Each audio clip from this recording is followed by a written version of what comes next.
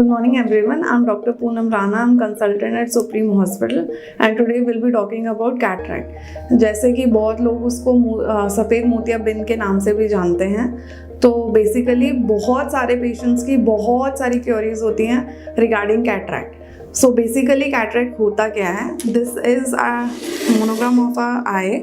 इसके अंदर this part is called your cornea. तो ये सबसे आगे का वाइट क्रिस्टलाइन पार्ट होता है और आँख के पीछे होता है आपका ये लेंस जो बिल्कुल क्रिस्टल क्लियर होता है। With as this crystal clear lens changes to white और डिफरेंट तरीके से डिफरेंट टाइप के कैटरैक्ट्स होते हैं, तो डिफरेंट टाइप की दिस ओपेसिफिकेशन हैपन्स।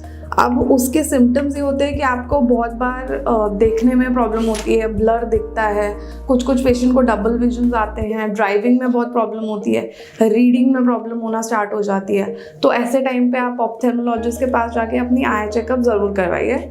और सेकेंड मोस्ट इम्पॉर्टेंट क्वेश्चन जो पेशेंट पूछते हैं कि हमें कैटरैक्ट करवाना कब चाहिए, बिकॉज एज यू नो हर सर्जरी के साथ कुछ कॉम्प्लिकेशन ज़रूर होती हैं। अब हम उन्हीं लोगों की सर्जरी प्रेफर करते हैं जिनको इतने विजुअल डिस्टर्बेंसेस होने लगते हैं कि उनके डे टू डे लाइफ में इफ़ेक्ट आता है। अब वो लोग जो घर में रहते हैं, जैसे बहुत ओल्ड एज पीपल है जो रिटायर्ड है, जिनको ड्राइविंग नहीं करनी है, जिनका बेसिकली घर का काम है, ज़्यादा रीडिंग और राइटिंग का वर्क नहीं है, उनका फार का विजन में डिस्टर्बेंस आने के बाद भी उनको इतनी प्रॉब्लम नहीं होती, उनका डे टू डे लाइफ का काम चल जाता है, तो वो वेट भी कर सकते हैं। बट जैसे जो ड्राइवर्स हैं, यंग पेशेंट्स हैं जिनको किसी वजह से कैटरैक्ट हो जाता है, तो वो जितना जल्दी हो सके उतना जल्दी कैटरैक्ट निकालें, वो उनके लिए बेटर होता है।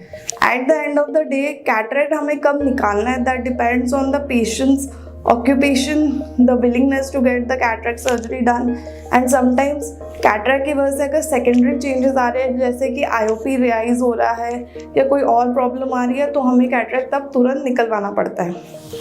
अब उसके बाद मेन क्वेश्चन ये आता है कि आप कौन से टाइप की सर्जरी कैटरैक्ट के लिए करवा सकते हैं, बिकॉज ये ड्रॉप से नहीं जाता है। बहुत सारे पेशेंट्स आते हैं कि हम ये ड्रॉप्स डाल लेते हैं, हमें किसी और कंसल्टेंट्स ने, not a doctor, some quacks have started giving some kind of medications to the patients, तो उनकी वजह से वो सोचते हैं कि कैटरैक्ट रुक जाएगा, but there are no medication as such which have been approved by the medical sciences for reduction of the cataract. You have to get a surgery done, and sometimes the eye drops I have seen they causes infection as well.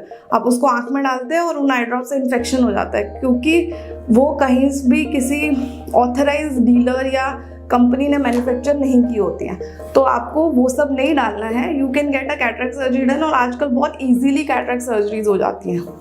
Now the type of cataract surgeries which usually we do are basically of two type. One is small incision cataract surgery and one is phacoemulsification. पहले के time पे हम एक ICC करके surgery क्या करते थे, उसके अंदर ये जो आपका कॉर्निया होता है, इस पर एक बहुत बड़ा इंसिजन बना के लेंस को पूरा निकाल देते थे, और लेंस बेसिकली कैप्सूल के अंदर होता है, उस कैप्सूल को भी निकाल देते थे। तो जो आपको लेंस निकालने के बाद लेंस रखा जाता था, वो बैग में नहीं रखते थे, वो हम आके कॉर्निया के पीछे रखा करते थे। उसके बहुत सारे साइड इफ़ेक्ट्स होना स्टार्ट हुए, इसीलिए वो अब एब्सोल्यूट हो गई है। वेरी रेयरली अगर complicated cataract and phaco and SICS can not be done, then only this surgery is done. अब हम सेकेंड सर्जरी पे आते हैं, which is called small incision cataract surgery, जिससे बहुत सारे लोग हाथ की सर्जरी भी मांगते हैं। तो बेसिकली उसमें हम क्या करते हैं कि यहाँ पे एक स्क्लेरा होती है, उसके अंदर हम 5 to 7 mm का इंसिजन बनाते हैं, डिपेंडिंग अपॉन आपका कैटरैक्ट कितना मोटा है, और इसके थ्रू हम अंदर जाके आपका लेंस पूरा का पूरा एक साथ निकाल लिया जाता है। और ये सेल्फ सीलिंग वूंड होता है। इसका मतलब ये है कि इसमें भी टांके नहीं लगते, इसके साइड इफ़ेक्ट्स बहुत कम होते हैं, और आपके ICC के कंपैरेटिवली इसके रिजल्ट्स भी बहुत बेहतर आते हैं। अब ये होती है, इसके अंदर हमने मशीन यूज़ नहीं की, तो ये मैनुअल स्मॉल इंसिजन कैटरैक्ट कहलाती है। अब थर्ड टाइप की सर्जरी अब जो आजकल बहुत प्रेवलेंट है, वो है फेकोइमल्सिफिकेशन, जिससे बहुत सारे पेशेंट्स लेज़र सर्जरी के साथ भी कंफ्यूज करते हैं। अब जो फेको इमल्सिफिकेशन हम करते हैं उसके अंदर हम स्क्लेरा नहीं, कॉर्निया में ही इंसिजन बनाते हैं, मगर बहुत छोटा होता है वो, 2.4 to 2.8 डिपेंडिंग कि कौन सी फेको की मशीन यूज़ हो रही है, उसके अकॉर्डिंगली एक इंसिजन बनाते हैं। और उसके बाद हम लेंस को तोड़ते हैं उस मशीन के द्वारा, और उसके बाद उसको पीस बाय पीस मशीन निकालती है, पूरा एक साथ लेंस नहीं आता है। और उसके बाद फिर हम लोग वापस लेंस डाल देते हैं, आर्टिफिशियल लेंस। और ये वूंड जो होते हैं ये भी सेल्फ सीलिंग होते हैं, तो इसमें भी ज़्यादा प्रॉब्लम नहीं आती हैं। इसे हम बोलते हैं फेको इमल्सिफिकेशन। अब हम आते हैं आपकी लेज़र सर्जरीज पे, जो होती है FLACS, femto LASIK assisted cataract surgery. अब उसके अंदर और फेको के अंदर सबसे बड़ा मेजर डिफरेंस ये आता है कि ये इंसिजन हम जो ब्लेड से बनाते हैं, बाकी हर सर्जरी में वो एक लेज़र, जिसे हम फेम्टो लेज़र बोलते हैं, वो लेज़र बनाती है। दूसरी चीज़ जो अंदर मैंने बोला बैग के अंदर हम लोग लेंस रखते हैं, उसके अंदर पहले छेद बनाया जाता है ताकि हम पुराना लेंस निकाल सकें।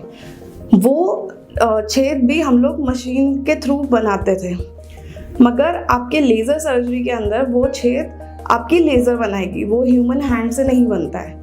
तीसरी चीज़ जो लेज़र करती है, वो जो ये लेंस होता है उसको ब्रेक फेको की बजाय आपकी फेम्टो लेज़र से ब्रेक किया जाता है, और उसके बाद आपकी फेको की मशीन से उसको पीस बाय पीस निकाला जाता है। तो फेको भी इसमें इस्तेमाल होती है, बट 3 स्टेप आपके जो हम ब्लेड से यूज़ करते या फिर हाथ से बनाते, वो आपकी लेज़र से बनाते हैं, जिसे हम बोलते हैं femto laser assisted cataract surgery. बहुत सारे लोग इसको फेको के साथ कंफ्यूज करते हैं और बोलते हैं कि phaco is a laser surgery, phaco emulsification is not a laser surgery, FLACS is a laser surgery, but phaco machine दोनों में यूज़ होती है।